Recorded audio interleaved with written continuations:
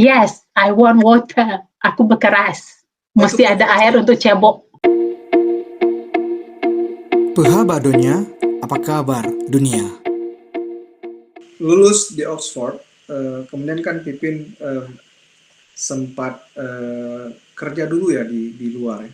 Sempat kerja di beberapa. Waktu lulus dari Oxford, dengan nama Oxford itu istilahnya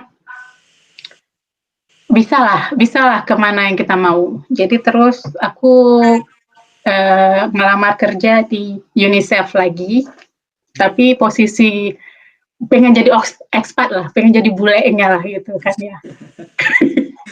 Jadi dapat alhamdulillah dapat kesempatan kerja di Sudan.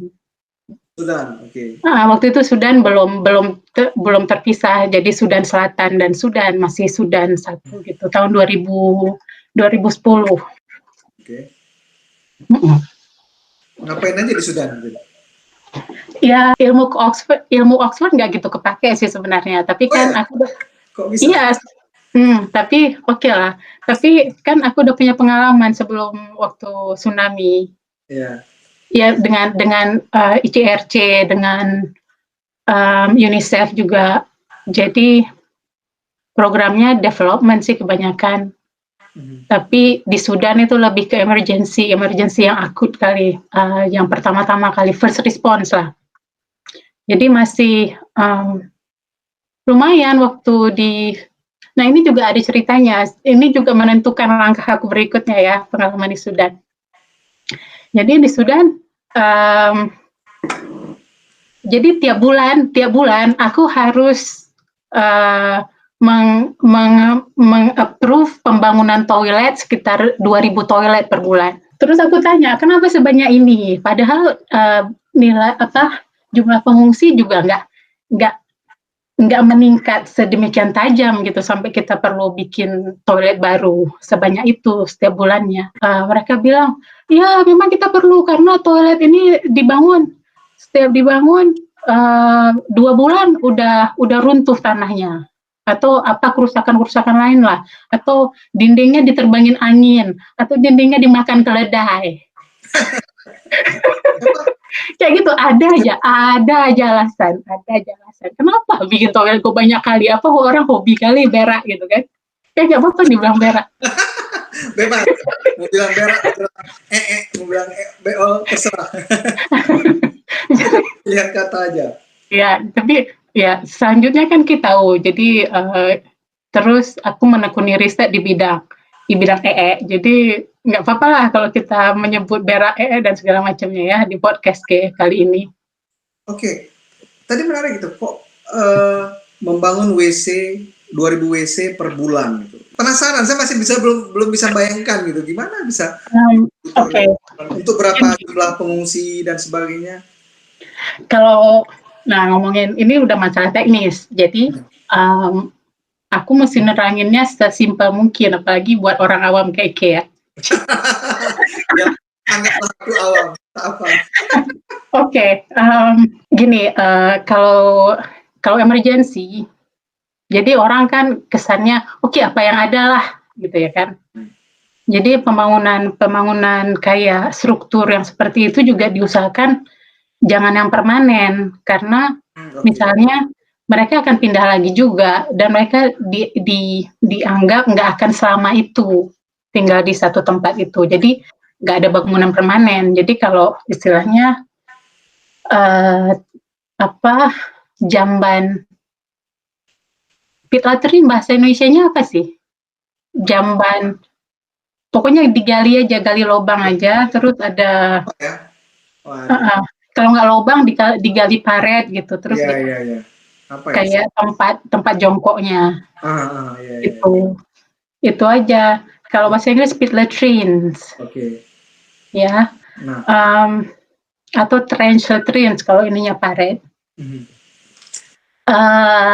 Dan gitu. Tapi waktu itu di Sudan itu orang tinggal di pengungsian itu bukan sebulan 2 bulan, mereka di situ bertahun-tahun.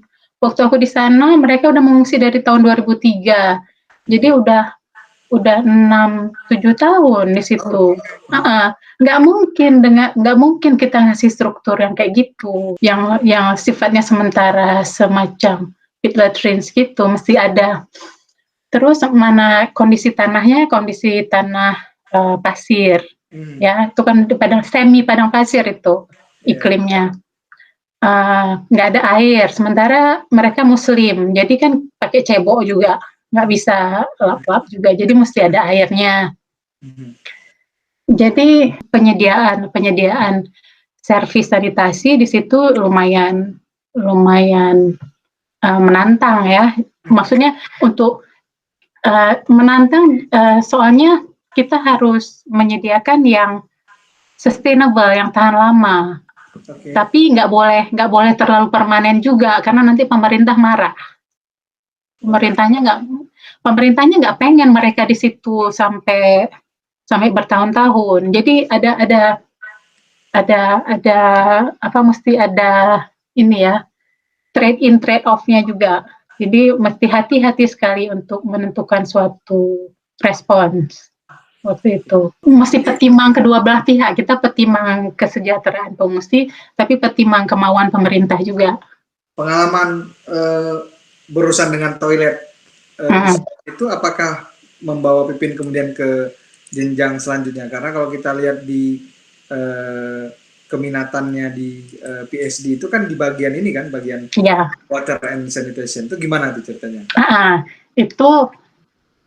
Nah, jadi habis dari Sudan, aku pulang karena kontrak habis. So simple itu. Memang sempat ditawarin lagi setelah break, tapi sayangnya waktu itu pas referendum Sudan Selatan. Jadi akhirnya kontraknya ditarik balik, tawaran kontrak itu ditarik kembali mengerjakan yang enggak. Contohnya balik ke masa kecil. Contohnya ikut kursus nyelam sama suaminya Kak Yayet. Terus gabung ke klub sepeda. Lumayan, luka-luka lagi ya, entah di mana-mana luka. Jadi dapat perangko baru lagi aku waktu 2011 itu. Tapi aku sih nggak apa-apa dengan gaji dari UNICEF itu, aku sebenarnya bisa aja nganggur 5 tahun nggak kerja apa-apa, itu cukup lah ya. Nggak masalah finansial. Tapi lagi-lagi tidak sombong. Lagi-lagi tidak sombong. Tapi orang tua ngelihatnya ribuh kali, anak nih nggak ngapa-ngapain, senang-senang aja pergi mancing ke ujung Pancu ya. Mulailah pressure dari rumah. Jadi terus aku pikir oke dah.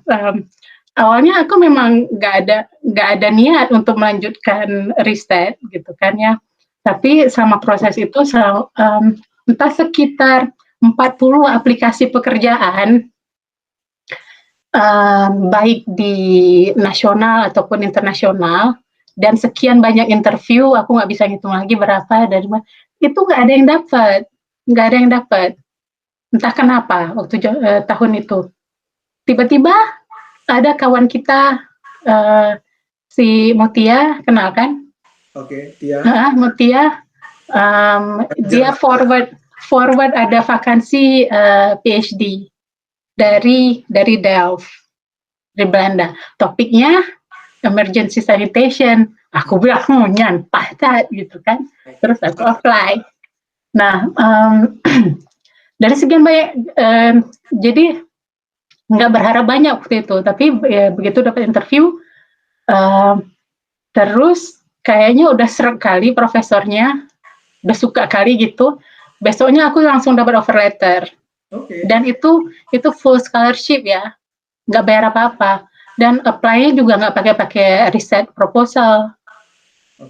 Cuma selembar surat lamaran, bilang saya tertarik. Gitu. Kira-kira kenapa? Apa yang membuat Profesor Pipin tertarik? Karena kita tahu kan untuk apply PhD itu kita ya minimal ya kayak pengalaman aku sendiri lah, harus ada thesis proposal, ya kan gitu. Mm-mm. Kayak ada tempat-tempat lain mungkin kayak ada uh, apa statement yang lain dan sebagainya. Ya. Kita kok hanya dengan apa CV ya bisa dibilang ya, kok bisa langsung jatuh cinta deh. Itulah nanti aku dibilang sombong. Nggak apa-apa, udah biar 3 kali sombongnya. Enggak, oke. Nggak langsung tahu waktu itu sih, nggak langsung tahu waktu itu, of course. Tapi aku tahu terakhir waktu profesor aku bacain iologi. Iologi waktu aku PhD defense, terakhir kali tahun lalu. Oke. Jadi dia bilang semuanya yang dia simpan selama ini, dia bilang semuanya udah terakhir kan. Dia bilang dia milih aku karena latar belakangnya yang melamar untuk posisi itu ada 200 orang. 200 aplikan. Terus dia shortlist 8 orang, 8 interview. Aku yang pertama. Jadi setelah dia interview aku, dia stop semua interview yang lain. Jadi 7 orang itu nggak jadi di interview. Dia udah, oke, I want this person, gitu. Udah, terus dia bilang alasannya, of course, pertama karena pengalaman aku. Pengalaman aku di program emergency. Terus it fits perfectly gitu, match banget. Nggak ada orang lain yang secocok itu. Terus ya of course Oxford, dengan nama Oxford itu dia bilang oke, paling nggak saya nggak ada masalah dengan academic writing, dia pikir waktu itu, walaupun nggak sampai sekarang masih ada masalah writing, tapi dia pikir nggak akan se-challenging dengan orang lain, jadi dia langsung waktu itu memutuskan untuk milih aku waktu itu, dan aku ya beruntung. Alhamdulillah. Memang destiny gitu, kayak memang takdir ya, memang udah disiapkan. Ya Pipin setelah di Sudan kemudian berhenti kontraknya, kemudian stop untuk kemudian balik ke Banda Aceh, having fun lagi.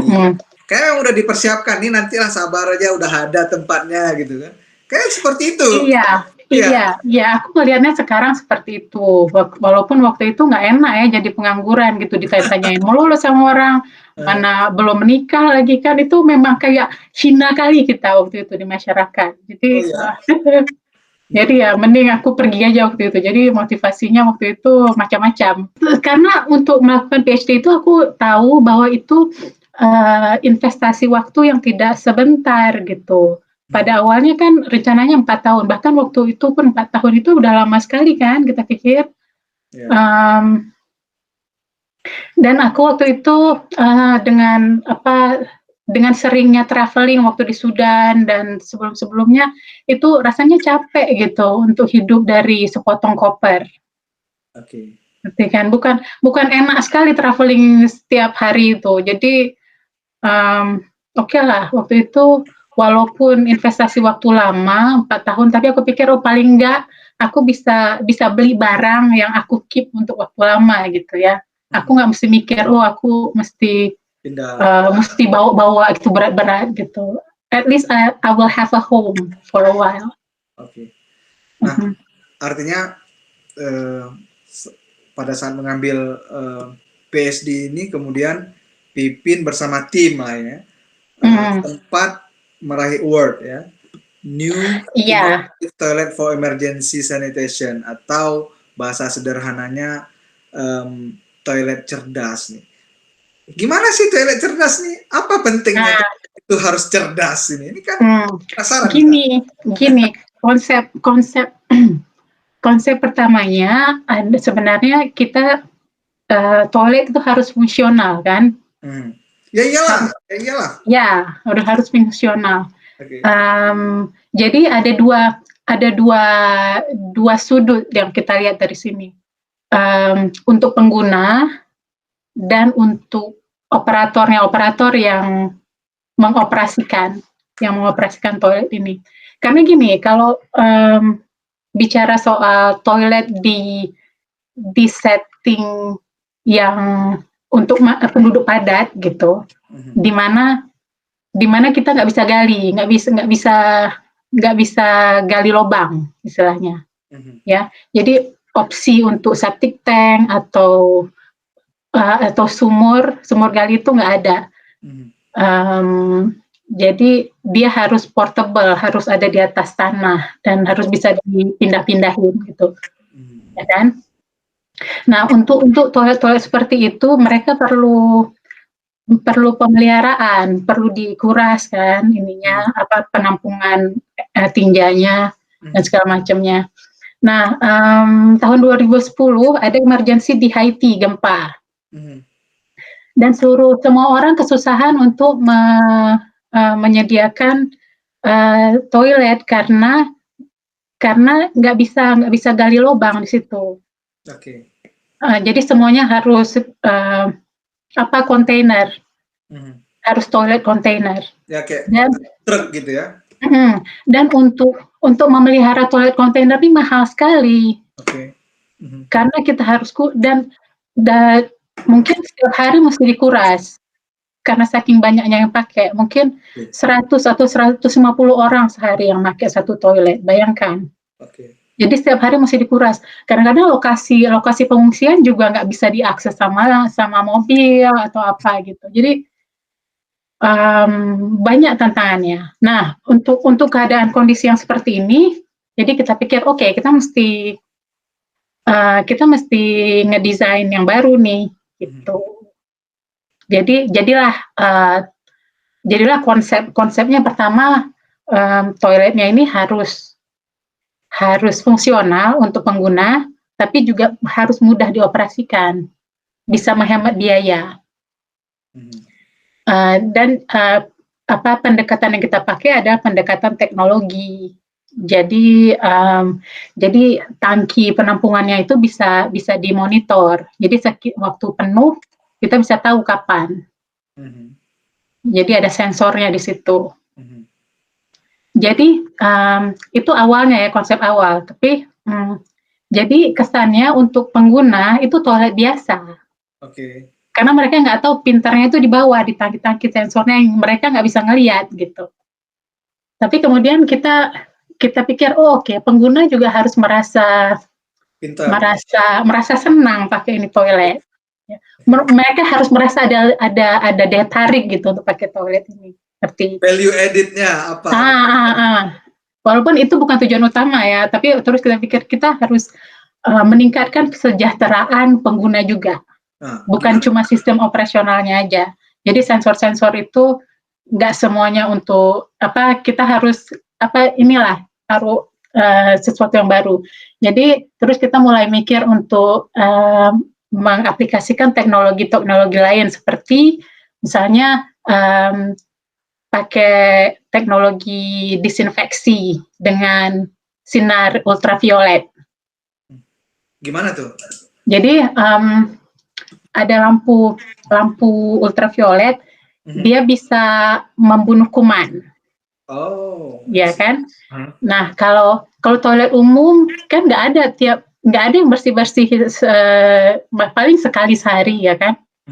Kalau toilet umum nggak kayak toilet rumah bisa kita bersihkan kapan aja. Nah, jadi sinar UV ini membantu paling nggak untuk membunuh kuman-kuman seperti di tempat-tempat kritis, seperti di dudukan toilet gitu, atau di pegangan pintu. Ya, itu di situ. Walaupun harus dibersihkan juga, nggak mungkin kita bertumpu pada sinar UV aja, berharap toiletnya bersih, harus dirawat juga. Tapi itu value added-nya ya untuk user.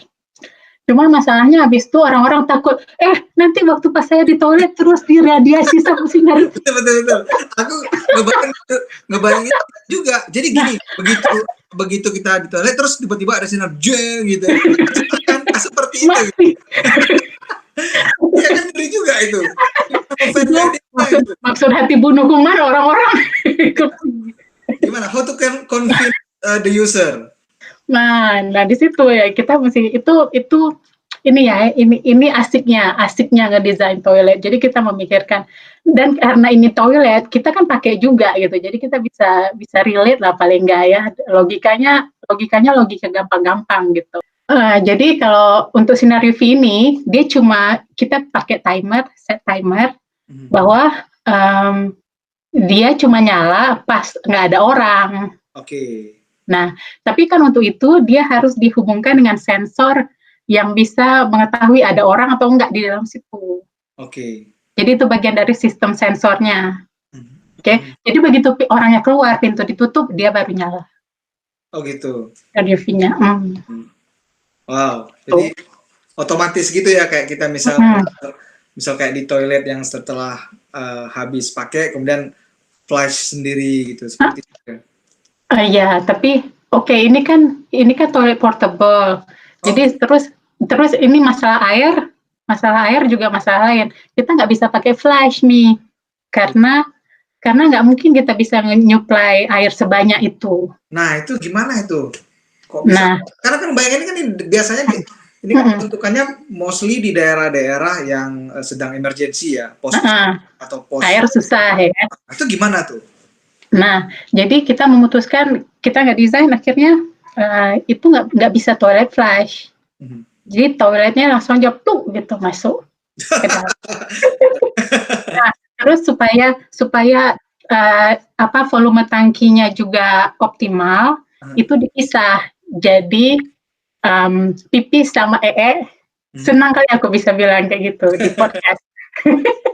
Jadi apa bahasa istilah ilmiahnya? Urin sama tinja itu terpisah. Jadi pedestalnya, bowl-nya itu memang istilahnya urine diversion design. Untuk yang prototipe pertama, kita nggak bikin sendiri. Kita nggak nyetak sendiri atau bikin sendiri, nggak mold sendiri, tapi kita beli punya orang, kita taruh di toilet kita. Jadi off the shelf teknologi semua, termasuk lampu UV-nya atau teknologi lainnya. Kita menerapkan yang udah ada aja gitu. Kita nggak bikin sendiri, karena kalau bikin sendiri repot lagi ya kan. Ini kan prototipe tadi katanya. Udah mulai diperbanyak nggak produksi secara massal? Jadi baru tahun lalu ada sambungannya yang aku tes untuk PhD aku tuh prototipe pertama kali baru keluar, masih rough design dan belum portable. Jadi tahun lalu aku dipercayakan lagi, walaupun udah kerja di Leeds, aku masih dipanggil sama profesor di Belanda untuk ikut di testing prototipe kedua. Yang pertama kan aku tes di Filipina, di Tacloban. Yang kedua, prototipe kedua aku tes di Nairobi, Kenya ya? Kenya, gitu.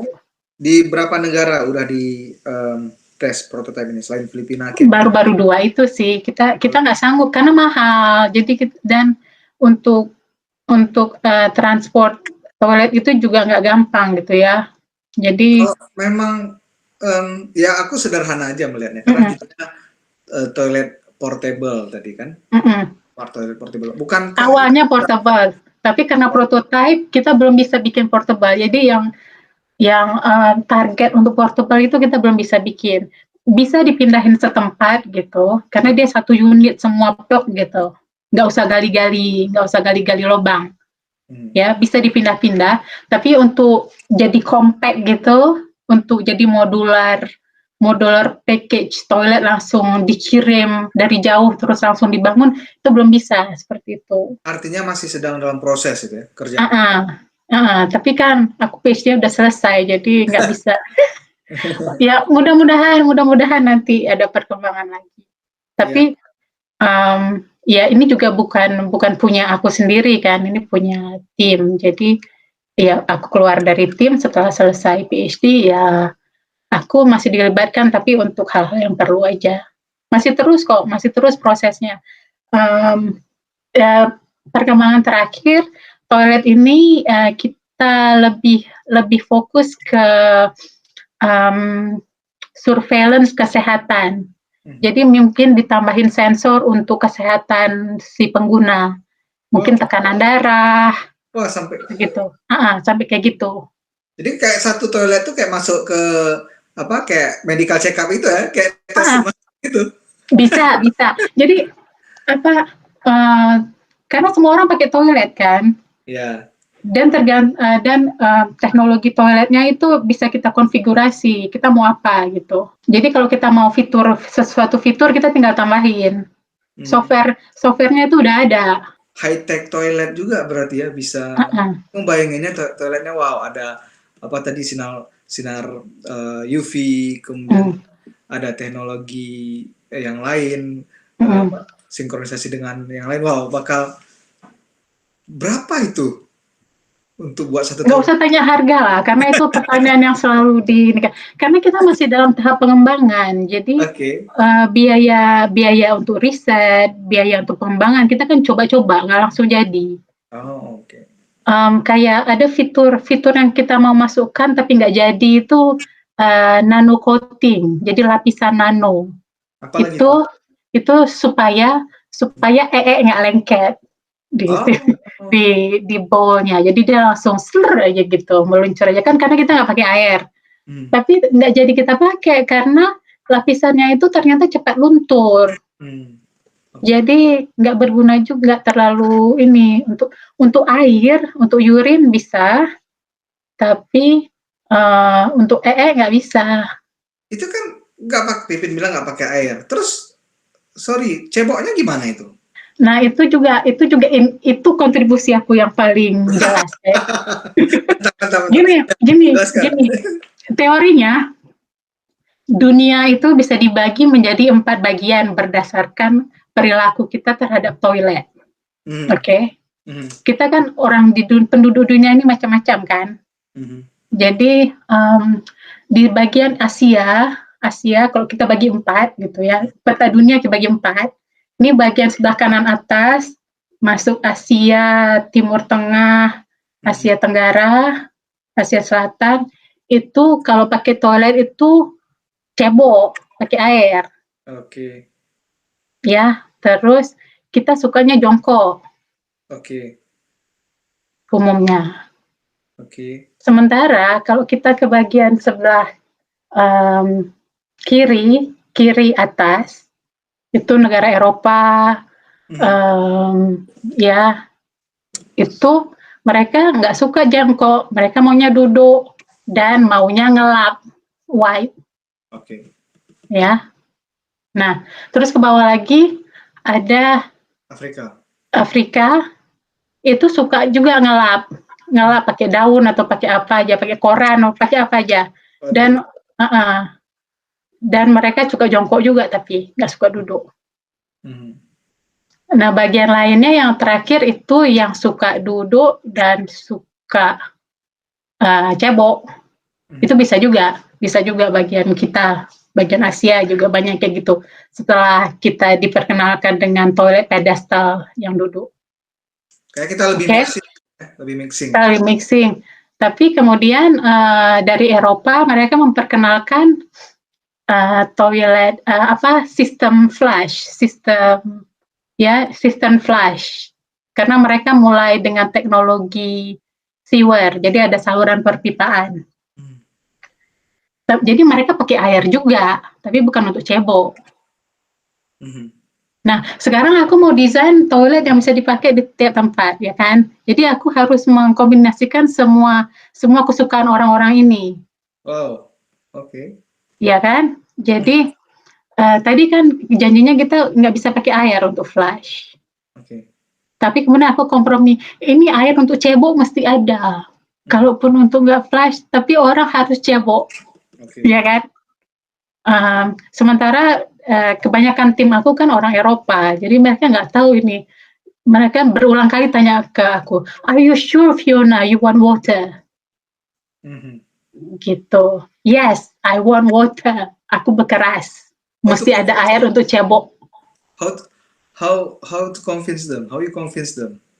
Aku bilang, nggak semua orang sama kayak orang Eropa. Mereka butuh air paling nggak untuk ngelap. Jadi komprominya di situ, nggak ada air untuk flush, tapi ada air untuk cebok gitu. Jadi akhirnya dinding toilet itu didesain sebagai tangki. Jadi dinding juga sebagai tangki penampungan air. Oh, I see. Jadi tetap Gitu. ujung-ujungnya harus ada air. Tapi minimum dan kita memperkenalkan teknologi water saving. Jadi ada itu air nggak keluar terus dipencet keran terus keluar air terus, enggak. Jadi dia dipencet sekali cuma keluar air selama 10 detik. Jadi kalau mau cebok cepat-cepat lah ya. Tapi cukup kok, aku sudah mencoba, aku sudah mengetes dengan diri aku sendiri, cukup kok untuk cebok. 10 detik? Iya, 10 detik. 300 ml, cukup kan? Dan pakai ini semprotan itu, bidet shower itu. Kalau aku jadi kepikiran gini, kalau kita itu belajar perilaku organisasi, mungkin disebut ahlinya behavioral organization, kalau Pipin mungkin disebut sebagai toilet behavior. Iya, toilet behavior. Itu sangat membantu dalam pekerjaan aku. Iya, dalam memahami perilaku orang atau di toilet itu sehingga Pipin menemukan dari empat dimensi tadi ya, bagian negara yang tadi Asia, Afrika dan sebagainya. Selain yang tadi, apa kira-kira hal yang menarik dalam proses buang-buang ini yang membuat berbeda antar negara gitu, selain satu menggunakan paper atau kertas toilet atau kayak kita menggunakan air, apa kira-kira dalam segi waktu atau itu diteliti juga nggak? Itu diteliti dan itu menariknya kenapa aku senang meneliti di sini karena semua hal di sini itu dipikirkan. Ya kan? Sampai sedetil-detilnya. Bahkan yang menurut orang sepele. Coba kayak bikin riset seperti ini di Indonesia. Iklimnya nggak akan sama. Orang nggak akan menganggap itu penting. Jadi ide-ide yang sebenarnya mungkin kalau di sini itu ide-ide brilian, tapi mungkin kalau dibawa ke kampung halaman kita itu ide-ide kecil yang nggak berguna gitu. Orang akan menganggap sepele. Persis sama waktu orang anggap sepele aku waktu aku masuk Oxford. Dendam. Ya maksud aku ya ini menarik ya, di saat orang lain memikirkan dunia, memikirkan politik, memikirkan global dan sebagainya, seorang Dr. Fiona Zakaria lebih memikirkan tentang perilaku toilet behavior atau perilaku ini kan rasanya wow gitu, kayak nggak ada kerjaan lain lah. Ada apa ya? Enggak, jadi kalau jadi presiden kan tetap berak kan. Jadi enggak, menurut aku secara pribadi kenapa aku terus memutuskan menekuni topik ini gitu, itu karena itu juga, karena orang lain nggak kemari. Jadi nggak ada saingan. Kurang saingan. That will be your contribution ya. Jadi itu kontribusi seorang Dr. Fiona kepada pengetahuan. Tapi kayak bisa aja salah, bukan banyak juga sekarang kayaknya untuk bidang riset ya udah ada shift untuk menekuni bagian perilaku orang terhadap apa aja, termasuk terhadap toilet atau sistem sanitasi. Ya, karena ya aku terbiasa ilmu sosial, apalagi di bidang ekonomi yang aku pahami ya tentang behavioral economics atau behavioral management dan sebagainya. Dan itu menarik satu kajian baru tentang toilet behavior, kan itu sesuatu yang wow gitu. Iya, dan sekarang dengan ada COVID gini, ada lagi bidang baru untuk misalnya untuk disinfeksi toilet atau disinfeksi permukaan. Ya, atau sekarang di LIS juga kebetulan ini ada spesialis untuk ventilasi.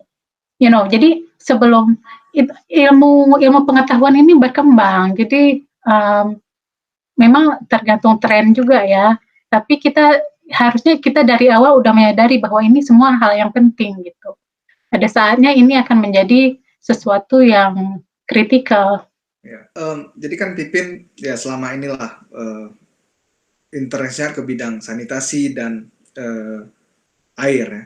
Kalau kita kembali ke konteks kita Indonesia, negara kita, kalau menurut Pipin udah ya pengalamannya selama ini di berbagai negara di dunia, sudah idealkah ya kondisi water and sanitation kita? Ya nggak usah jauh-jauh lah kita bilang Indonesia, kita bilang untuk konteks kota kita Banda Aceh atau Aceh aja. Gimana Pipin? What is your comment about our condition? Enggak lah, kalau kita mungkin jauh dari ideal sebenarnya. Okay. Why? Ya, 5 tahun yang lalu kita masih mikir MDG kan. MDG itu orang menitikberatkan untuk akses ke toilet, supaya orang punya toilet aja dulu, ya kan. Sekarang sampai 2030 yang ditekankan adalah setelah toilet itu apa.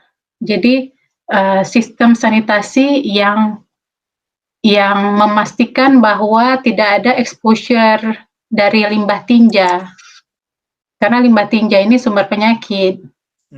Ya, jadi mereka untuk negara-negara nggak usah jauh-jauh dari Indonesia, Malaysia aja mereka udah punya sistem sewer perpipaan untuk limbah tinja. Terus dari sewer mereka udah punya treatment, udah ada apa sih kalau bahasa Indonesia IPLT, Institusi Pengolahan Limbah Tinja. Nah itu pasti ada, udah serangkai itu udah bagian dari pembangunan. Misalnya mereka bikin komplek perumahan atau bikin bangunan, itu udah satu gitu. Kayak rumah sama pintu gitu, udah satu. Nggak mungkin kita bikin rumah aja nggak ada pintunya. Nah kalau Indonesia kan kita belum mikir gitu. Kadang-kadang kayak rumah bantuan tsunami aja dulu, rumahnya aja ada, tapi nggak ada septic tanknya, nggak dipikirkan sejauh itu. Oke. Gitu, apalagi boro-boro untuk sistem perpipaan dan IPLT. Nah terus sedih lagi kemarin tuh Banda Aceh mau dibikin IPLT ya katanya, tapi terus kena dengan sengketa tanah, lokasinya itu dekat dengan makam raja ya, yaitu. Terus pikiran aku kenapa masih di situ gitu. Kan untuk pembangunan IPLT itu udah kemajuan besar di bidang sanitasi untuk kota Banda Aceh sendiri. Tapi terus kenapa mesti terganjal sama kasus-kasus yang kayak gini? Apa nggak ada lokasi lain? Dan kalau emang benar, berarti lokasi itu memang dari dulu emang udah di bagian titik terendah gitu. Apa saran Pipin untuk itu? Gitu? Gimana bikinnya? Dikompromi lah, karena kita kan kalau untuk mendesain sistem perpipaan limbah tinja itu kita biasanya supaya nggak pompa-pompa, nggak usah pakai pompa, itu pakai sistem gravitasi kan, jadi kayak air mengalir aja dan pasti ke tempat yang paling terendah di lokasi itu. Jadi kalau bisa dikompromi lah, jangan di IPLT-nya tetap dibangun, tapi itu kan masalah lokasi aja, dikompromi ke tempat yang rendah juga, elevasinya sama, tapi di lokasi lain yang nggak kena sama situs sejarah. Jadi dia harus di satu tempat ya, terintegrasi gitu ya, dengan sistem ini ya? Iya.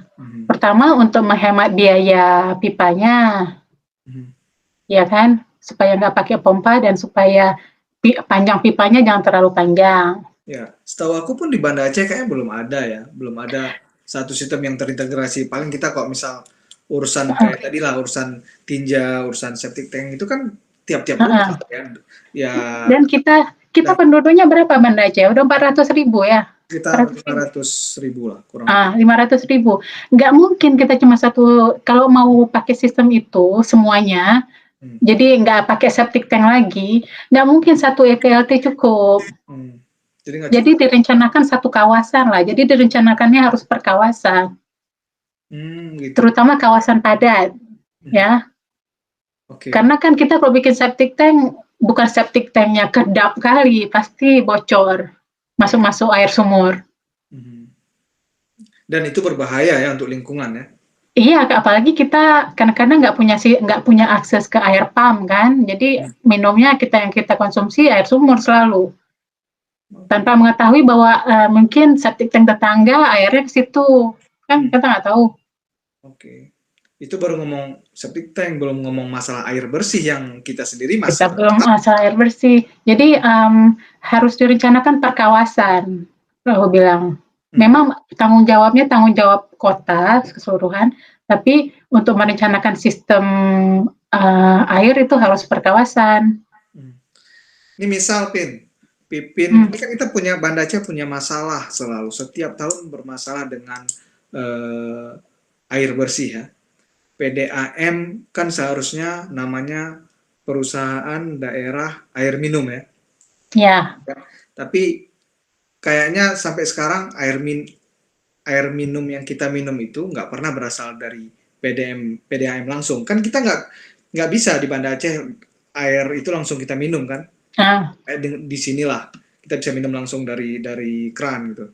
Bahkan saya sering plesetkan PDAM itu bukan perusahaan daerah air minum, tapi perusahaan direncanakan air minum. Jadi masih belum bisa minum. Nah, kalau Pipin jadi direktur atau bos PDAM Kota Banda Aceh, what will you do? Apa kira-kira strateginya untuk mengatasi masalah air bersih di Aceh, di Kota Banda Aceh? Pertama naik gaji, kedua mata duitan. Apa ya? Mungkin kita mesti realistis juga. Seberapa penting sih bahwa kita mesti dapat air dengan kualitas air minum di keran kita, gitu. Karena itu perlu investasi teknologi dan investasi yang lumayan besar untuk kalau kita maksa mesti kualitas air minum. Bisa teknologinya udah ada, tapi nanti tarif air pasti naik, ya kan? Nah, jadi kita mesti timbang dulu itu memang mau ke situ atau enggak, sanggup ke situ atau enggak. Cuma sekarang masalahnya adalah selalu perluasan jaringan supaya lebih banyak orang yang bisa akses, terus kemampuan supply. Jadi supply-nya itu nggak putus-putus gitu. Nah, kalau masalah itu berarti kita mesti peningkatan produksi, ya, mesti cari sumber baru kalau nggak cukup. Terus ya tambah pipa semacam. Kan ada masalah perpipaan ini susah karena sering bocor ya. Sering bocor, terus belum lagi ada illegal tapping, orang sambungan. Jadi itu lebih lain lagi masalahnya. Tapi kalau aku bisa, air sama sanitasi itu dua hal yang sangat-sangat berbeda karena sistem penyediaannya melalui jalur yang berbeda, tapi selalu disatukan. Kalau untuk air bersih, orang kayaknya lebih oke, iya saya dukung pasti. Tapi kalau untuk sanitasi itu lebih susah meyakinkan orang untuk mau mendukung program. Ya, karena dianggap udah buang, udah gitu ya. Nggak mau tahu lagi. Kan kebanyakan kita nggak tahu habis dari toilet itu kemana, nggak ada yang tahu. Walahu alam, itu urusan sudah kembali ke alam dia. Nggak mau diurusin lagi. Kalau air bersih, ya orang pasti karena perlu kan. Water is life katanya. Jadi lebih gampang untuk jual program itu. Berarti masih butuh waktu ya. Kira-kira kalau untuk Kota Banda Aceh sendiri berapa tahun lagi atau berapa puluh tahun lagi kira-kira kita bisa mendapatkan sanitasi yang ideal kayak Pipin cerita tadi? Tergantung siapa yang jadi yang menang pilkada kayaknya. Oke. Terus pemimpinnya ada visi nggak buat ke situ? Karena susah sekali untuk meyakinkan orang bahwa ini ini sesuatu yang penting gitu. Kayaknya kita perlu perlu kena wabah penyakit yang asalnya dari gitu. Nah, itu mungkin baru orang menganggap ini penting. Wah, janganlah. Iya, tapi maksudnya nggak se-ekstrim itu aku harap ya, tapi mudah-mudahan ada kita berkembang ke arah yang lebih baik. Jadi perlu suatu langkah politik ya, kebijakan politik. Iya, langkah politik itu penting banget. Aku contohin kayak India gitu ya. India dengan Perdana Menteri yang sekarang, aku nggak suka sama Perdana Menteri yang sekarang terus terang aja, tapi maksud karena dia anti-Islam ya kan. Tapi salah satu program yang dia bawa, program utamanya itu adalah Swachh Bharat. Itu artinya Clean India. Jadi salah satunya dia mau membebaskan India dari BAB, buang air sembarangan. Oke. Ya itu, paling nggak itu, walaupun namanya politik selalu kotor ya, tapi paling nggak ada idealisme yang dia bawa. Jadi untuk orang sanitasi, untuk sektor sanitasi itu MOD itu pahlawan. Contohin, tapi itu bukti bahwa pimpinan politik itu sangat penting.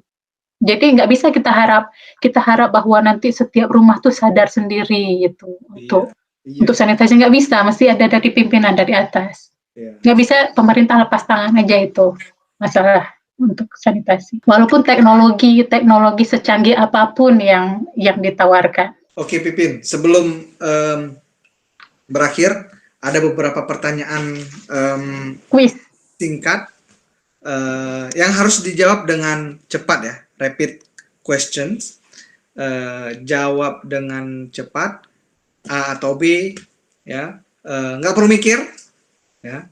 Nanti kalau mau alasan ya silakan, oke? Ya. Oke, sip. Aku udah susun beberapa pertanyaan. Ini berdasarkan hasil survei. Wah. Oke, pertanyaan pertama.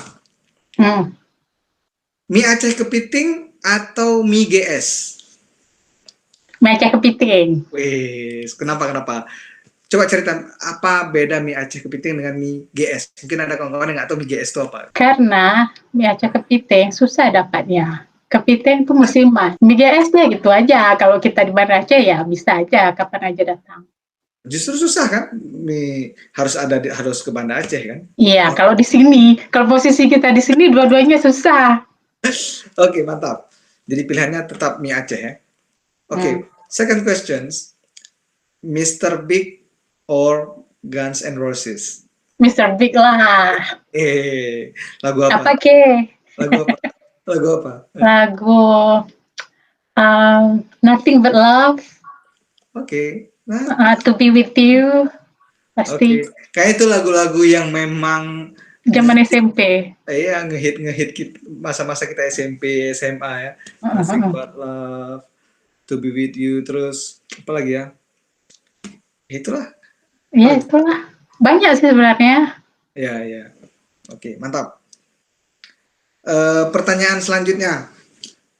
Rekreasi ke pantai atau ke gunung? Pantai lah pasti. Why? Karena anak Banda Aceh itu ada gelar di samping namanya AP, anak pantai. Anak pantai, oke. Next, Alice in Wonderland atau Harry Potter? Punya sih dua-duanya. Which one? Untuk filosofi Alice in Wonderland, tapi untuk hiburan Harry Potter. Kenapa Alice in Wonderland itu lebih menarik? Karena itu buku pertama yang bikin aku jadi suka baca. Maksudnya karena logika yang dia pakai itu aneh-aneh dan iya kan agak aneh gitu kan? Kenapa jadi aneh gitu? Nggak pernah aku temuin sebagai anak kecil itu nggak pernah aku temuin. Buat aku jadi itu benar-benar full khayal gitu. Oke. Next. Delft atau Leeds? Ini susah. Ini susah. Harus kuliah dulu untuk menjawab ini. Karena, aku udah 3 tahun di Leeds, sementara aku 5 tahun di Delft.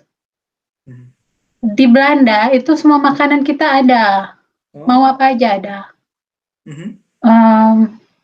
Terus aku bisa naik sepeda, Mhm. suka-suka. Karena di Belanda itu naik sepeda itu macam raja jalanan. Oke. Di sini bergunung-gunung, jadi susah kemana-mana. Tapi karena di sini aku duitnya lebih banyak, aku bisa naik taksi kemana-mana. Itu kesombongan nomor 4. Ya maksudnya ya tapi kan udah bukan mahasiswa lagi, jadi nggak terlalu mikir lah mana hidup sendiri gitu kan. Jadi ya nggak banyak yang dipikir kalau soal finansial. Beda. Tapi untuk kehidupan, untuk nyaman, rumahnya segala macam aku pilih Leeds. Tapi untuk lingkungan di luar sekitar, terus teman-teman itu Delft. Next, film animasi atau film drama? Animasi. Animasi, what movies do you like? Aku suka Tell us. kebanyakan ini ya Hollywood production. Jadi aku nggak gitu suka kartun Jepang atau gitu-gitu. Jadi kayak Disney, Pixar. Drama Korea nggak suka ya? Belum ada yang aku benar-benar bikin aku suka gitu, yang bikin gitu kali. Tapi bahkan untuk seluruh film secara general aku pasti pilih animasi. Ratatouille pernah nonton Ratatouille? Iya, tahu enak. Tikus yang bisa masak. Jadi motonya tuh anyone can cook. Bahkan tikus pun bisa. Jadi ya buat aku itu waktu itu aku udah gede kan, udah besar, udah kuliah. Itu menginspirasi anyone can cook. Termasuk tikus. Oke, last questions. Bikin cake atau kue atau memasak? Masak. Baking or cooking? Masak karena perlu. Oke. Masak apa suka? So, do you like cooking? Apa aja yang aku pengen. Jadi kebanyakan masakan Indonesia. Jadi aku nggak makan sandwich atau apa gitu. Masakan sini. Jadi walaupun tinggal kos gitu, tetap masak masakan di Indonesia. Mau masak lengkap. Aku nggak mau bilang supaya aku masih ada sunti. Nanti aku diminta.